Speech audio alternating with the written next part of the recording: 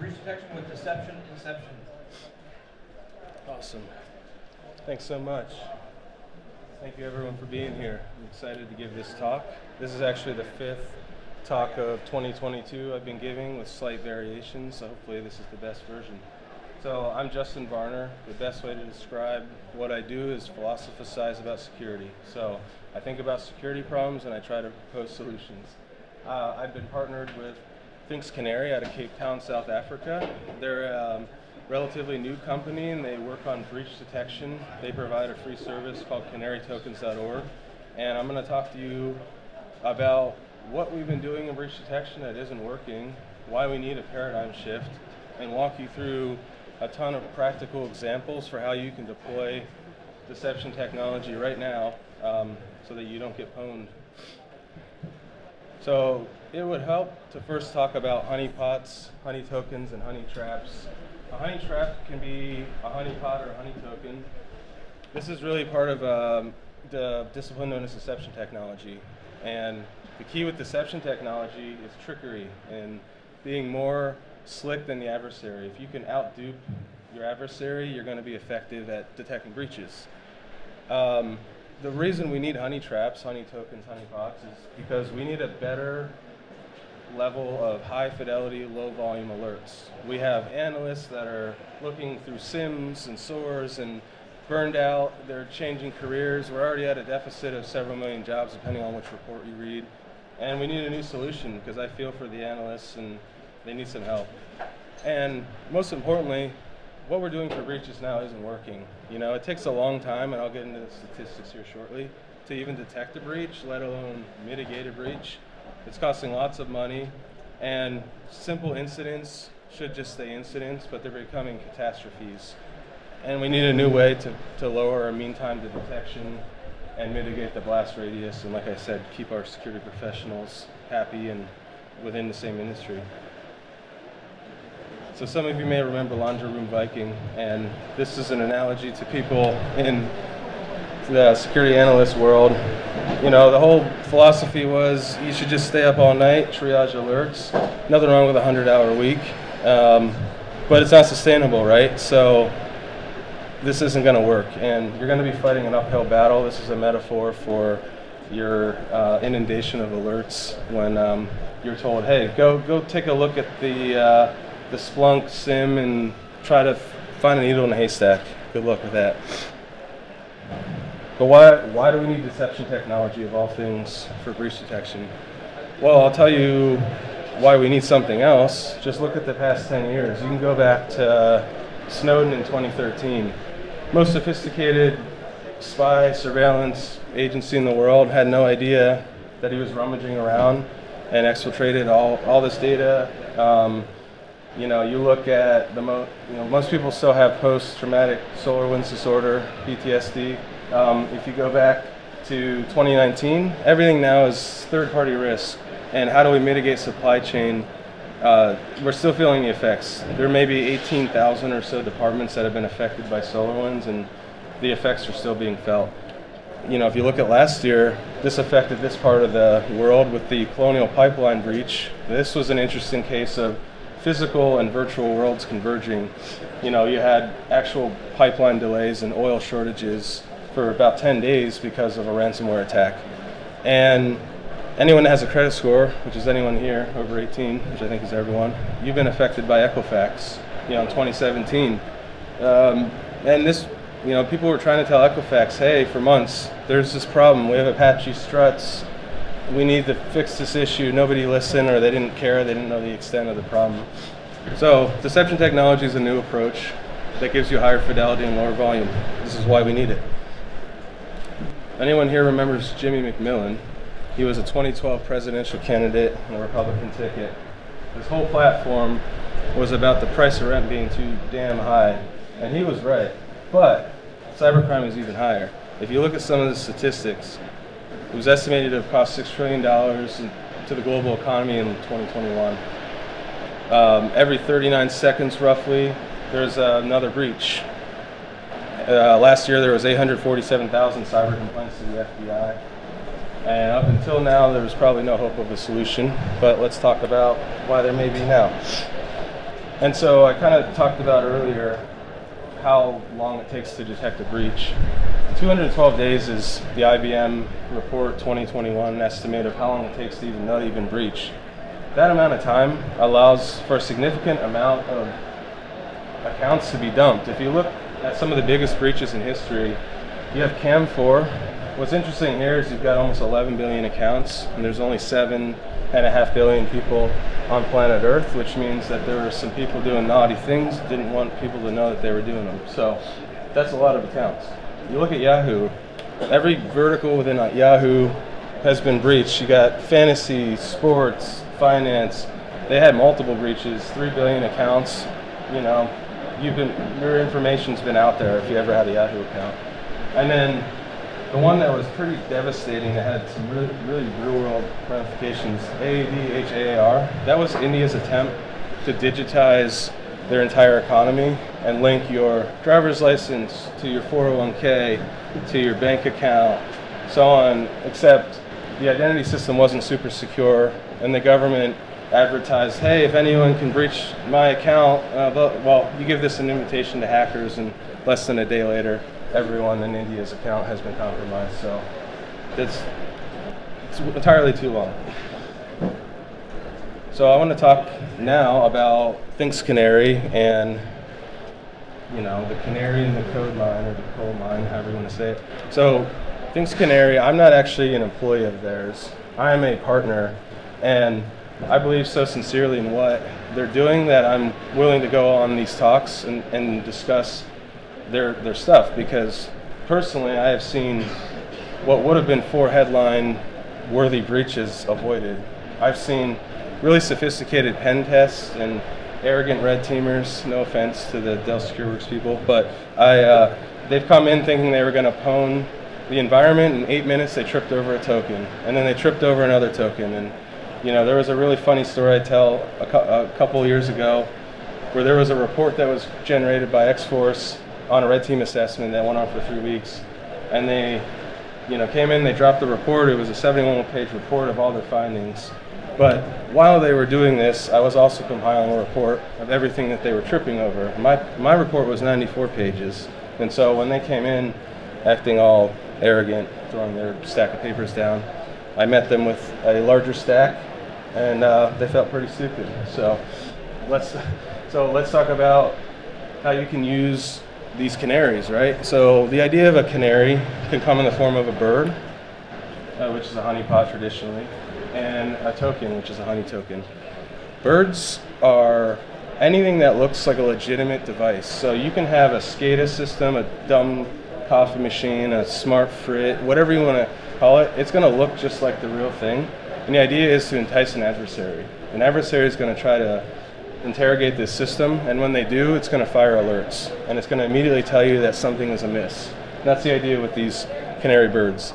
And then you've got canary tokens. Like I mentioned at the beginning, there's a free site, canarytokens.org, where you can go and generate an unlimited number of tokens. And these tokens can be QR codes, like somebody scans a QR code and it automatically fires an alert, and it might rickroll them, or you can get creative there. It might be AWS keys. You know, you can drop them on every laptop in your company. If somebody tries to access the keys, it's going to fire an alert. And over time, when you start to layer these tokens together, you end up creating such a detailed forensic trail that you have a pretty good idea of who this person may be. And if you don't, you can hire a third-party company or start to use an incident response tool, Alima Charlie, for example, and you can start to really dig in and figure out with a high degree of certainty who this person may be. You know, you can de-anonymize the pool of people pretty easily based off more and more information you gather from these tokens. And I'm going to walk you through that. But first, let me show you what a bird looks like. We'll talk about the bird as the word. So, let's talk about the window to the Lulz. No, so Windows is used in pretty much any enterprise that's 10 years or older. They use Active Directory. Active Directory is a way to centrally manage users, passwords, devices, printers, and it's also like open to being compromised. There's like 20 years of research on how to attack Active Directory. You've got Kerber roasting, you've got you know, DC Sync, DC Shadow, Golden Ticket, you name it. So this is a very attractive target for an adversary. So what we can do is we can spin up a domain controller that looks just like a domain controller, and you'll see on the next slide. And it's so legitimate actually that I'm going to have to show you another slide on another device, because the recommendation is if you already have Windows, you may not want to deploy this because it's so realistic. It may start interacting with your environment and causing issues. So let me just show you. So for those that are familiar with Nmap, it's a classic service and port enumeration tool.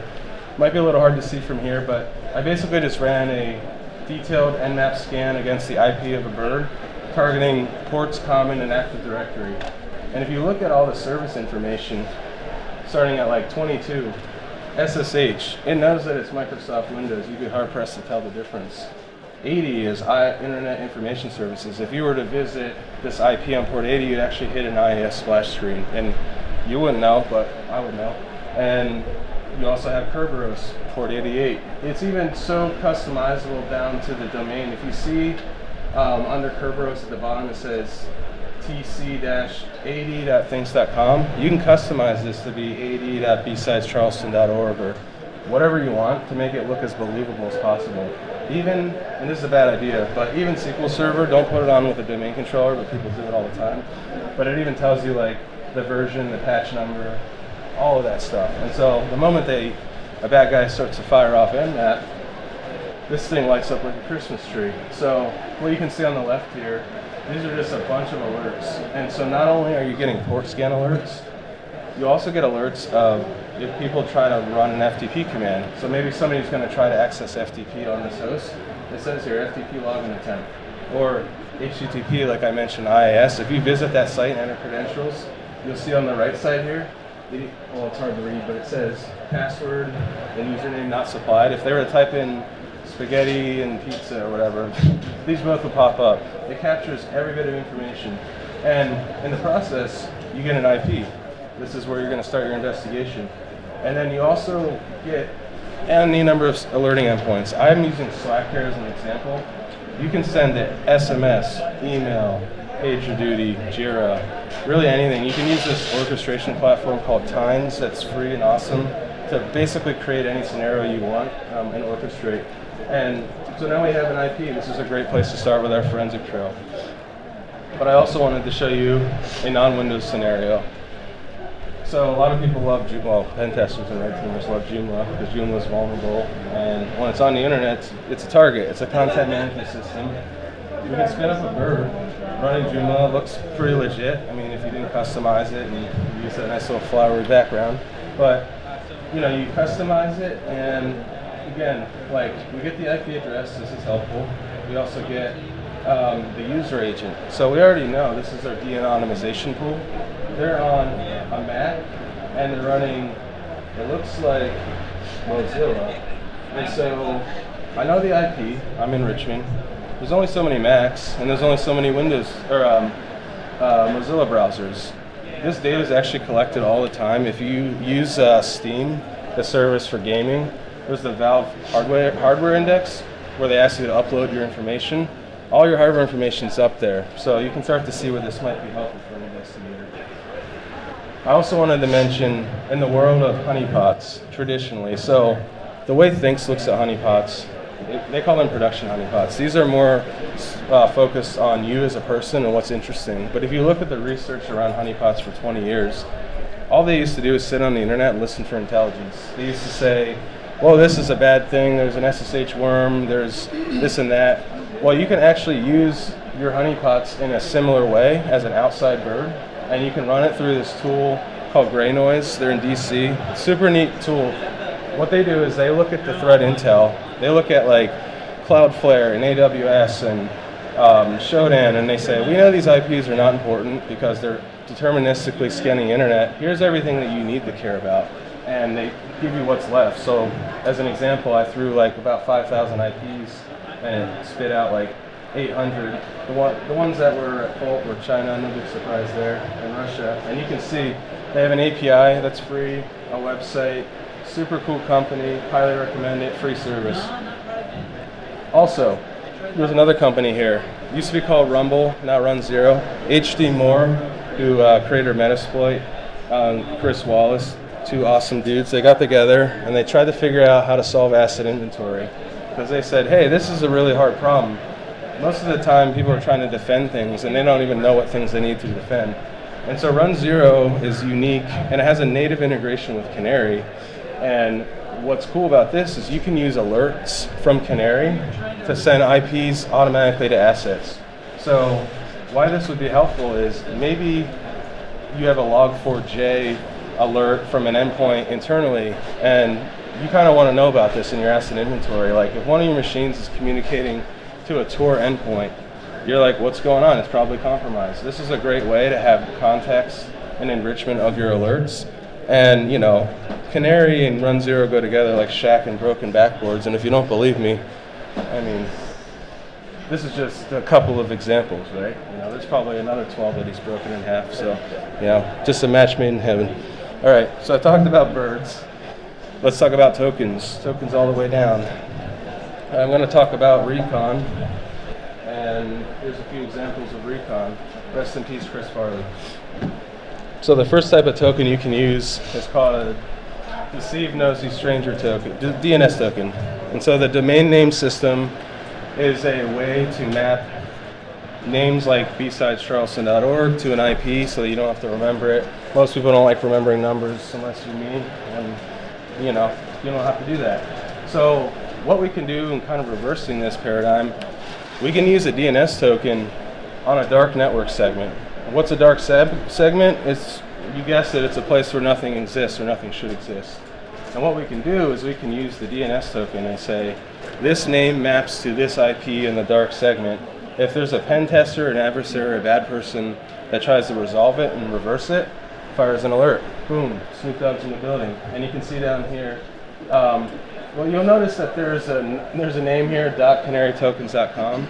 It's worth mentioning that when you pay for their hosted service, you get to customize your domain so it's not as evident, like, hey, I use Deception technology. You know, you don't want people to know that you have this, so you can customize your vanity domain to be your actual company domain.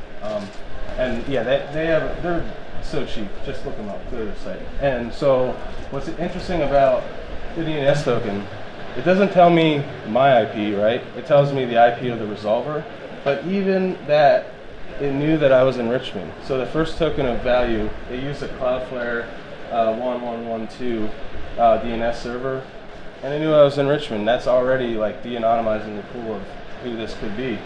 So that's a good bit of information to start off with. Now, probably my favorite enumeration token though is called the web redirect token. What's great about this is you can have like a CNAME, like any kind of endpoint that's attractive, like sso.bsidescharleston.org, portal.thinks.io, and when they visit it, they quickly get redirected to a Canary token site, and it grabs all this information from the user browser. This is where you get a wealth of information that's useful for forensics. So you start to see here, you got the user agent. Again, it's a Mac. It even knows that it's a Mac M1. And there aren't that many Mac M1s because of the supply chain issues. So I have a Mac M1, I'm in Richmond. I happen to use Mozilla. It even knows JavaScript and the version. And this is just from hitting an endpoint. Tons of useful information.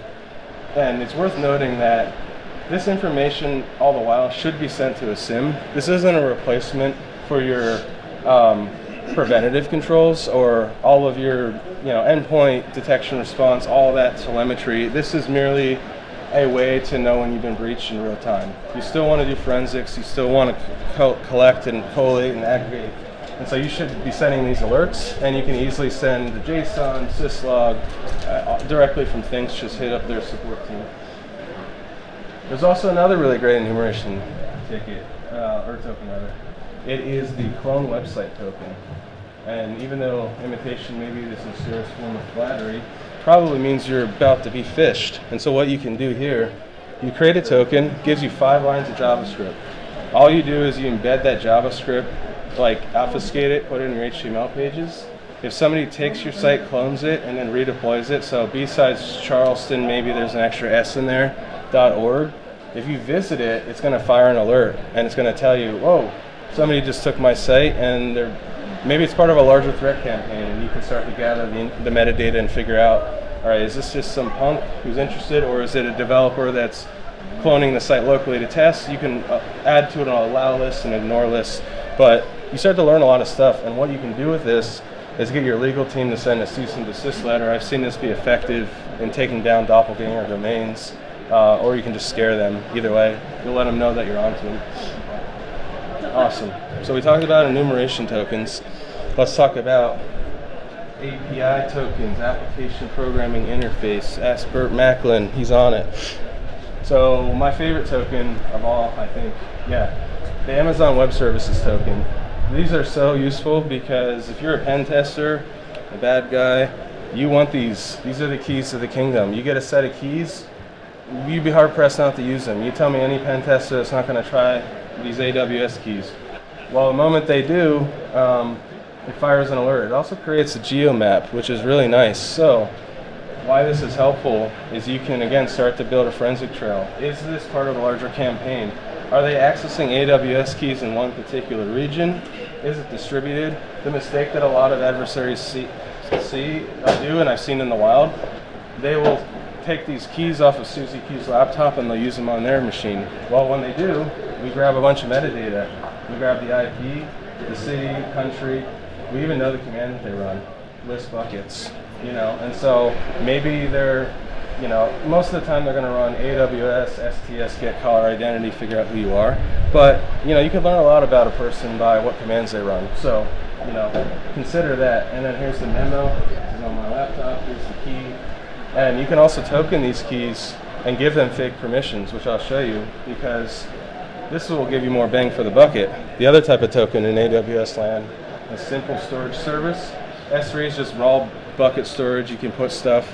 Over the years, people have accidentally put sensitive information, and Amazon didn't really opt you into security until recently, and your buckets used to be accessible and writable to anyone on the internet. That's a problem. But we can use this to our advantage, knowing that pen testers are going to look for buckets. So you can token an entire bucket, and you can have a token to this set of keys, so that if somebody tries to access this bucket, looks great, like Etna, PII, great, there's probably something useful in there. Not really, but it tells you here the type of request made, like a head request, user agent again. This was run on Bodo 3 SDK on Linux, or Mac rather. It was, I think it was pip. Tells you all of this stuff. Again, more information for the trail. It even tells you the user.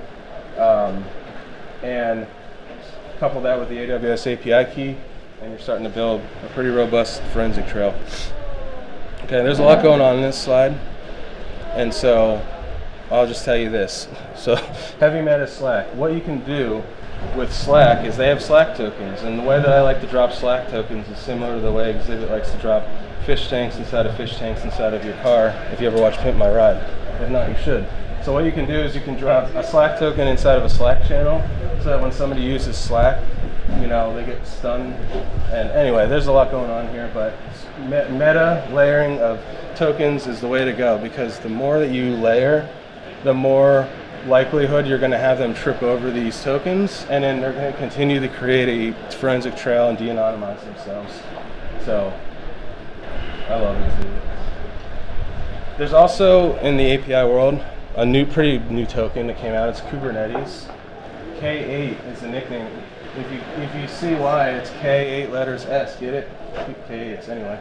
So it's a platform for orchestrating a large amount of containerized applications, and a container is just a self-contained application that's OS agnostic. Well, these are also pretty attractive, similar to AWS keys. Drop these on every machine, and your enterprise, put a memo. You don't want to put something like test, because that doesn't tell you anything. That's the one mistake that people have, all these tokens, test token, this, that. No, make a unique memo. You can automate this with like any kind of endpoint management system. On endpoints, you can use SCCM or Jamf. In the infrastructure world, probably Lima Charlie, you could use Ansible, Chef, Puppet, you name it. You can automate kind of distributing all of this stuff. And then there's another one that just came out a few months ago that I really like. This is, if anyone remembers the, I accidentally 93 megabytes of RAR files. That meme is just so good. But anyway, so you can tripwire an executable And in Windows, what it does is it creates a registry entry so that anytime a command is run, like who am I or netstat or something that is used for situational awareness, similarly it fires an alert. And so, you know, you're going to know pretty quickly if like someone in marketing or human resource or the people department, they shouldn't be running PowerShell, right? So you want to wrap PowerShell on a token, or maybe you want to wrap netcat or anything that you would not expect to be running on a particular machine. Cool. So those were API. Here's a couple of tokens for your phones, and you can put these on right now, and I recommend you do, starting with WireGuard. So WireGuard is a new VPN protocol that's kind of supplanting OpenVPN, and there's a token for this. And what you can do, and the idea here is you want to be able to detect when an adversary is on your device, and it's really hard to do that. If you look at the Pegasus spyware from last year in the NSO group, nobody really knew without doing detailed forensics that this was even happening. And how would you know if your iPhone got iPhoned? Well, the idea here is if you put a WireGuard VPN token, you can create an attractive name like Enterprise VPN Endpoint. And if somebody activates it, and it won't be you because you know it's bogus, they're going to trip this alarm and they're going to fire an alert. Again, you get a Slack memo. It's a pretty good indicator your phone's pwned, and then from there, again, you can use iMazing and do some detailed forensics, or you know, any number of forensic tools, and call your incident response team. You know, because so much flows through your mobile device now. I mean, there's more mobile traffic than computer traffic now. So like, your phone is your target, and your phone runs a lot of the same software as your computer. So just protect it. You can create this token right now. I highly recommend you do. Also, you can scan this QR code. It's not a trap, but don't do it if you don't want to. But the idea with these QR codes is you can do some really cool things, because people like scanning QR codes. COVID really like legitimized them. They've been around forever, but you know, Toast Tab and all these companies, they're like, wow, QR code, quick response. Let's put some data in here. Well, what I like to do is drop these QR codes in mailboxes that are unread. And you say like Okta enrollment code, Duo device code, something, something, something. People are going to trip on it. I've seen it happen a dozen times. And you're like, wait, or you put the Wi-Fi password around the office. But maybe you don't have a Wi-Fi password. Maybe you do things the right way and you push it out with Jamf, or you do it securely. Well, they're going to scan it and be like, cool. Nope, not cool. All right, if you stare at this too long, you will hallucinate. But let's talk about the last category of tokens associated with mind games. At this point, if an adversary's gotten this far, you are just playing psychological warfare with them. And if they don't know that you know, they're about to know. And this is how you know. So we could start with databases, right? Database, get it? Data basically. I'm pretty funny sometimes. Anyway, so what you can do is you can create a token database that looks like legitimate data. I don't know what this is, but it looks pretty good. So the moment they insert the database, just insert it, right, and then open it, fires an alert. You know, you can make it sound like, you know, FTX or NFT, whatever. Like, make it something pertinent and topical to where they're going to want to open it. And then when they do, it gathers a ton of info, including, yeah, so you get your memo, you get your IP. Pretty great way to start. You can even insert a database like that has a bunch of tokens in it. Why not? Or just something in it that says, I know that you are in my network, you should leave. You know, for example. Conspiracy Keanu. I think he was on to something. He might have, conspiracy theories are conspiracy realities, right? Well, what you can do here with Google Docs or Word Docs or PDF files as tokens, you can create a file that says something like, you know, FTX financial ledger or whatever, and 2022 compensation plan. People are going to open it, and the moment they do, you can drop a truth bomb on them. So you can put in something there about Operation Northwoods or HARP or some conspiracy theory reality, whatever you want, and you might just blow their minds so much that they change careers and decide to be legitimate. You don't know, right? But this is the point. You've got to be thinking like a bad guy. And what would you do if you open this and all of a sudden you learn something? I don't know, but I think it could be effective. And then lastly, kind of on that same line, you can spread some bullsheets, and you can use financial documents as spreadsheets or Google Docs. And I don't know if there's any DB Cooper fans here. If there are, let's talk. But this is such a fun mystery that's now closed by the FBI, but it is intriguing still. And you can dump your whole spreadsheet full of info of what we think we know about DB Cooper, that he hopped on an airline on November 24th, 1971, and he's the only person who successfully skyjacked an airplane. And he might be dead, but he might not. But the reward's $100 million, so maybe they change careers, right?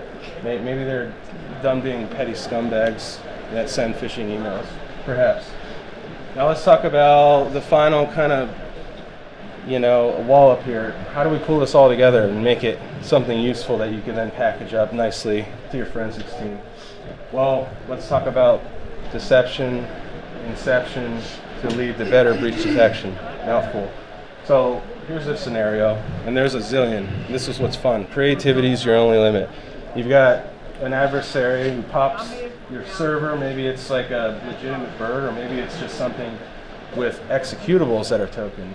Well, once they're on there, they run netstat. Well, that's token. You send it to your Liam Neeson. Get it? Because Liam Neeson, S-I-E-M. I'm pretty funny. And so they run netstat. And then they probably run nmap because they want to figure out situational awareness. And they want to say, what else do you have on your network? Whoa, they happen to find a Windows file share. And that also happens to have a document on it with AWS keys that gives you access to an AWS bucket. By the time it's all said and done, you might not know who they are, but you're going to figure it out because you have a pretty detailed forensics trail. And that's just one example. I mean, you can literally token and layer, and the more the better. There's no limit to the tokens you can create, either for free or on the hosted console. It's a lot of fun, and so this is a new paradigm shift. Like I said, I believe in it wholeheartedly by what I've seen. I hope that this has been useful, and I wanted to open it up for questions. Thank you so much. So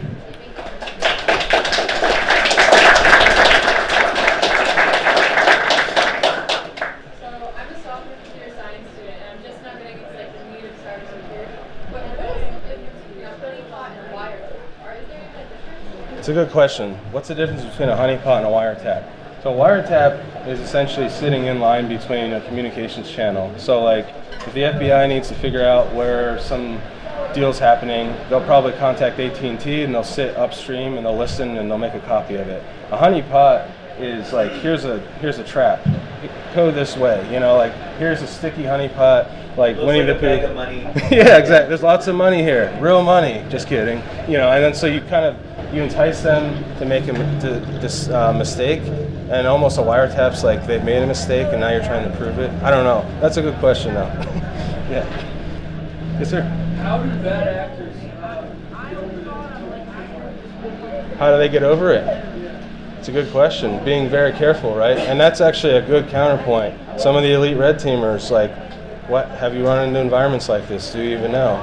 See, that's the fun part, is like, when you've seen the offensive security side of things, you can start to think, okay, how do I trip up an adversary? But if I'm an adversary, it's a cat and mouse game. And the old saying is, defenders think in graphs, defenders think in lists, attackers think in graphs. Until that changes, it'll never be, like, attackers win, right? And so attackers are going to find a way, right?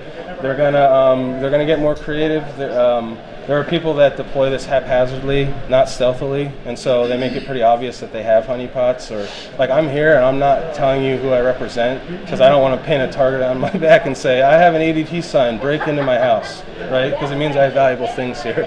So it is discretion, but also you need to have discretion with your teams internally, right? So like, for example, if you want to push a code change to drop AWS keys in your Bitbucket or GitHub repository, you have to let a few people know, but not too many, because if everybody knows, then the jig is up. So there isn't really a good answer. It's a good question, though. I would open it up to any pen testers here for their take. Yes? So what do they do for IoT type of, honeypots and all that? Does things Canary do something, or do you know any other? Yeah. solutions for IoT? So thanks Canary, their Honeypot is fully customizable down to the banners, to the ports. So like if you know, and they even have support now, I want to say for like a smart fridge or something, but they also have SCADA systems and like they have templates for like, this is what a device looks like. But if you have an idea of like this, let's say like an Amazon Alexa listens on what 617, I don't forget the port, but you can actually customize the banners, the headers, make it look just like it. And then they're super cool. So if you submit to them this template, they'll add it to their catalog. Like they're the coolest people ever. I can't say enough good things, obviously. So. Do they make hardware devices you plug into the network too? They do. They make these birds, and their whole pitch is in 4 minutes or less you can be online. It's true. You know, plug it in and. Yep, and then you can templatize it, automate it with the API. Like I love seeing how many birds I can configure in one fell swoop. You know, you can do hundreds literally once you get this automated. Super cool. Yeah. Sorry. What's that? Can I grab your name? Oh yeah, Justin Varner, and I'll share this slide deck out. But yeah, I'll give it to you. I need business cards. It's some, I don't know why I don't have those. Yes, please share on the general. Yeah. Oh yeah, absolutely. So I have one more. So did you ever set up their stuff like on-prem, like with containers or something, or did you use the cloud? You know, their. Yeah, good question. So they have Open Canary, which is super cool. They actually just baked that into the latest version of Security Onion. So if you use Security Onion they have Open Canary. I've used both. I'm lazy, so I like their hosted solution. But also when you pay for the hosted solution, you get the custom vanity domain. Like, I don't know, if you have a team of people that can manage infrastructure, great. But most companies with small teams need a little help, and they have excellent uptime, you know, and I don't know. I feel like it's a pleasure dealing with their support team because every time you do, they just send you free swag. I don't know what it is about them. They're just great people. So, I mean, but you can totally, like anything in the right security model, freemium is best when you give enough to people where they can do it themselves if you have the time, but you pay for it if you don't and you want the support. You know, that's the right model. That's how Grey Noise and Run Zero and you know, all the good companies, Tynes, Lima Charlie, all those companies that have that right approach, you know, they're the ones that I really believe in. Anyone else?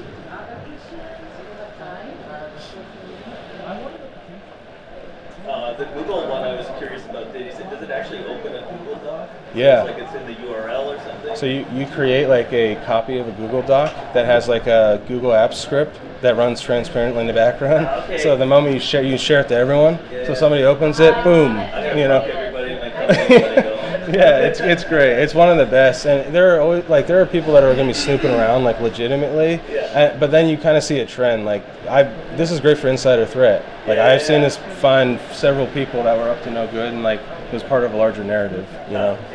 So. I've got one more actually. Do you have any red pen testers that have completely evaded this and they have some boasting rights because you're saying that they're tripping? I'm inviting them. I have not, because a lot of, like, I don't know what it is, and I've dealt with a lot of pen testers, companies, Praetorian, X-Force, Stage, you name it. They always trip over something and then it's cascading. But then again, it's like, how can you not when you litter it with just garbage, right? It's like, even if you're the most careful pen tester, by the time you're done, you're not going to do anything, right? And you normally are in a time-limited engagement, and speed is of the essence. And so if they have to slow down for every little thing, well, you'll probably have enough time to figure this out. And that's the whole point. It's not necessarily even to detect them, it's to slow them down so they move on to an easier target. It reminds me of Minesweeper. Yeah, exactly, yeah. Just imagine they're all mines, though. Yeah. Right. Any other questions, Justin? Thank you so much.